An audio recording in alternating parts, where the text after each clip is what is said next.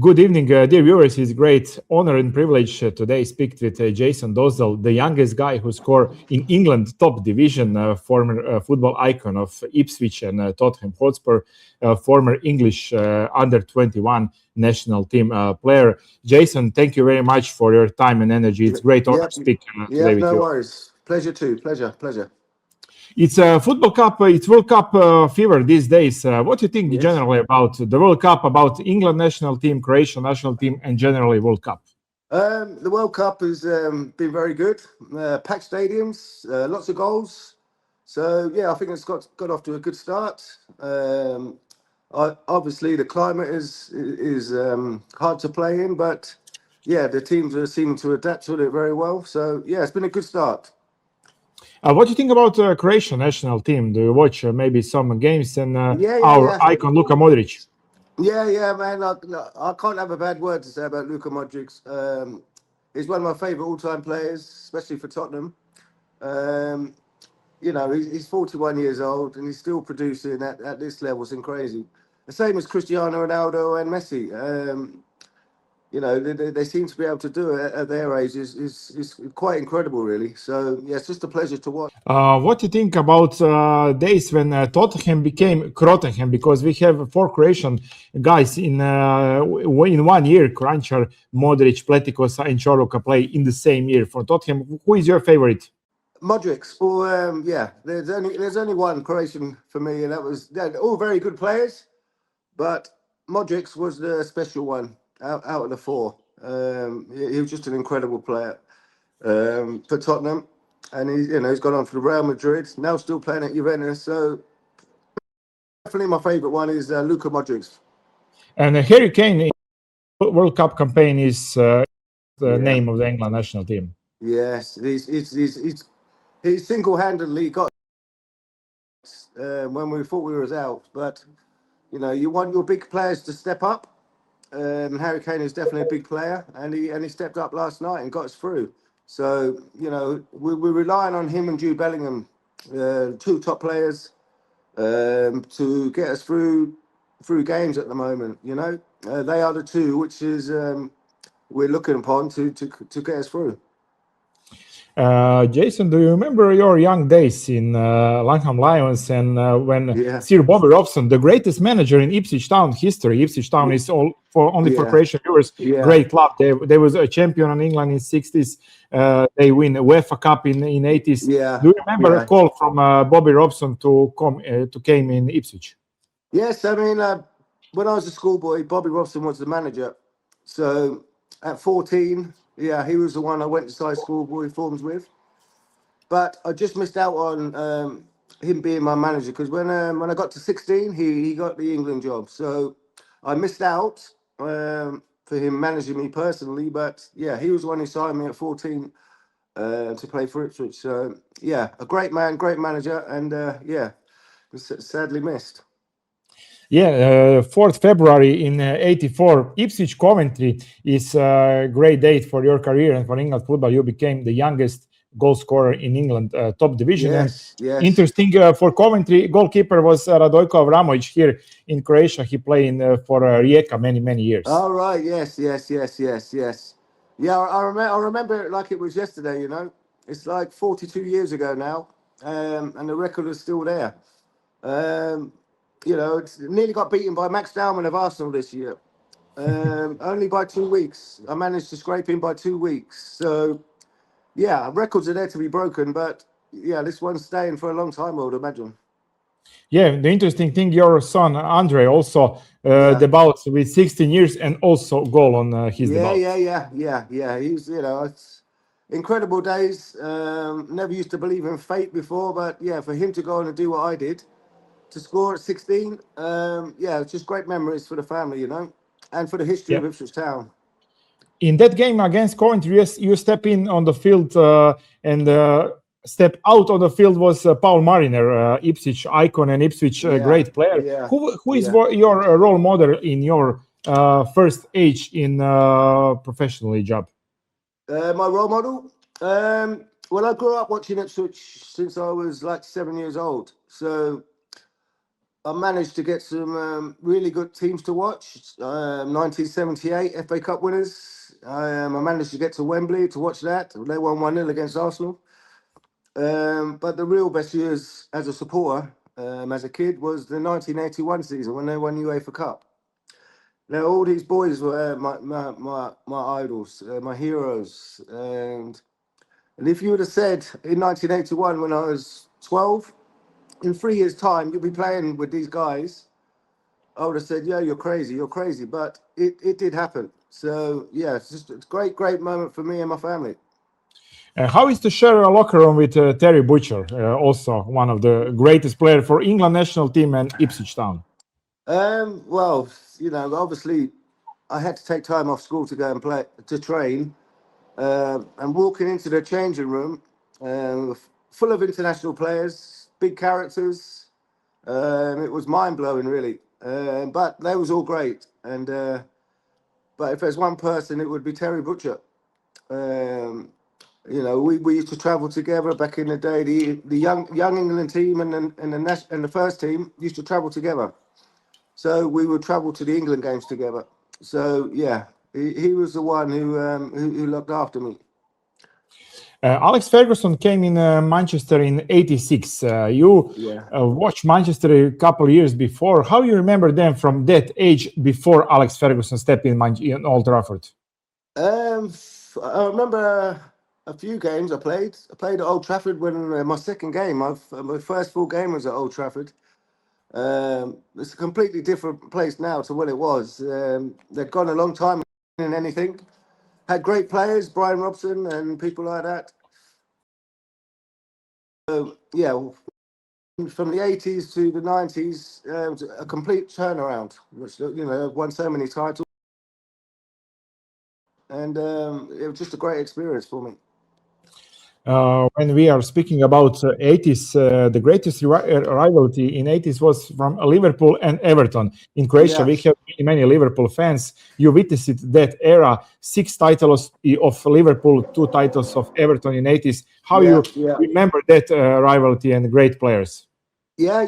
Like I said, I just got in the team, and they were the 2 top teams in England at the time, battling out for the championship. Really tough players, It's really tough individuals, tough place to go, Everton at that time, at their grounds. And Liverpool just had so many good players, it was a challenge. But yeah, it was a good rivalry for them too, and one which continues today. So yeah.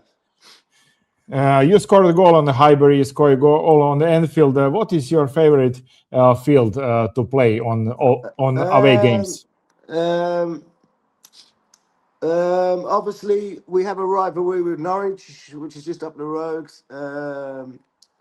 Scoring against them was very special to me because as a kid, you get brought up to hate Norwich, but respect them. But you get brought up to hate them. So to go and I scored about 3 or 4 goals against them, so that was very pleasing. But also, as a kid, Anfield was a big place for me as a kid, big club. And to go and score at Anfield was great for me, Jason, how you see Premier League today? How you like modern football? It's a different ball game to what it was back then. Obviously it was a lot tougher back then. A lot of tackles, a lot of this, a lot of going behind your back stuff. It was tough in the 80s with the way the game was played. Today's a lot easier. Not so many hard men in the game as there was. So yeah, the difference between then and now is chalk and cheese, really. So yeah, it's for the better of the game. There's not so many bad tackles. They get punished for it, but back in the day they didn't used to get punished for it. So yes, I think the new system is working very well. So it leads up to a good game of football. Championship was in the focus this year for Croatian fans because of the gaffer of Hull City, Sergej Jakirovic. He did a miracle with Hull City. And what do you think about Ipswich campaign in the Championship? They are returnees in Premier League, and what are the chances to stay in the Premier League? Well, we've not had an ideal start because obviously we've lost our manager, which was very, very surprising. Him walking away. Now I've got Gary O'Neill in, so we're just going to have to wait and see. But I would imagine we need some signings and some signings fast, just to appease the fans, you know, because they've lost the manager who they adored. So they need something else to just give them a little bit of a G up, because it was tough before, but it's very tough right at the moment if we don't get any new players, you know. What was the feel in 80s to play for England under 21 team, under 19? And you have great teammates like Martin Keown, Tony Adams, Paul Insel, and obviously Gaza, Paul Gascoigne. Yes. You just mentioned some great players there who went on to have great careers. You know, as a kid, you go through stages. You know, you want to play for your hometown club, then you get picked for England. And at that stage, it was mind blowing. Played with some great players, as you said. Probably the best one would be Paul Gascoigne. How was he behavior and everything in his young age? He was just a joker, you know, but he's the best player I've seen at that age ever. But what a fantastic guy at that time. Unbelievable talent. And went on to have a great career. So I'm just blessed to have played alongside him, you know. Transfer to Tottenham, how you feel before that transfer? After more than 400 games for Ipswich, you became one of the greatest players, and Tottenham calls you. It's hard to leave Ipswich. Yeah, it was. Yeah. I mean, it happened so fast. I wasn't really looking to leave Ipswich at the time, but I was in pre-season in Norway, and I get a call from an agent, and he just says, "Yeah, we hear you're out of contract. Do you fancy a move?" So I said, "Look, yeah, see what's out there and come back." And then about 20 minutes later, he came back and said, Tottenham want to sign you." So I flew back straight away, and the deal was done. I must ask you about one of the first games on Portman Road, but in Tottenham Hotspur jersey. Yeah. And you score goal for 2-2 in 87 minutes, goal for draw. How is your emotion in that moment, and how people on Portman Road accept that? Yeah. I mean, it was just meant to be, wasn't it? Last minute, you know, I didn't really have to do anything for the goal, because the defender, my old mate David Linningham, and Craig Forrest, my old mate, they bumped into each other and left the ball there for me to just roll in the back of the net in the north stand where I used to stand. So, yeah, it was a crazy moment, crazy moment. Never thought I would be doing that against the hometown club I love, you know. We spoke before about tough opponents, and how tough was Vinnie Jones, icon of Wimbledon Football Club, and later actors and everything. But how do you remember Vinnie Jones? Oh my God, yes, the crazy gang. Yes. He wasn't the only one. They had some right terrors in that team. About 6 or 7 of them, they wouldn't survive in today's game. They'll be sent off very, very quickly. And like I said, it was tough, but one you had to overcome if you wanted to survive. And Ipswich had some good results against Wimbledon when we first went up. I think we beat them home and away. So yeah, it was tough, but enjoyable at the same time. How do you remember Osvaldo Ardiles, like a coach? He was a coach here in Zagreb for Dinamo Zagreb. Yeah, I mean, I remember Ardiles from the '78 World Cup. When he signed for Tottenham, I managed to play against him when I was 17. He just won the World Cup. So, yeah, just a magical player. Obviously went to Croatia for a bit, and then he was the one who signed me for Tottenham. So I was very pleased that someone of that nature wanted to sign me, a World Cup winner. So yeah, I was just delighted to sign for Tottenham. Year 94 in Tottenham came great transfers. George Popescu, Jurgen Klinsmann. In Yeah. locker room, you already have Sol Campbell, Teddy Yeah. Sheringham, but results are not so good like people in the locker room. No. But results weren't great. We defensively, we wasn't compact enough. We could score goals, but defensively we were fragile. So we'd had to score 4 to win a football match, which we never won 1-0 or 1-2-0. It was always 3-2 or 4-3 back in them days. So yeah, good going forward, but very fragile going the other way. How Jurgen Klinsmann adapt in English locker room, in English way of life, and English football? Yeah, when he came, that was a big transfer at the time. World Cup, he was just been in the World Cup. When he came, it just gave everyone a lift. The fans loved him. He was just a joy to work with, and probably the best player I played with by a mile. His technique, but more importantly, he was just such a humble guy. And yeah, that speaks for itself. He was just a wonderful guy, but an even better player.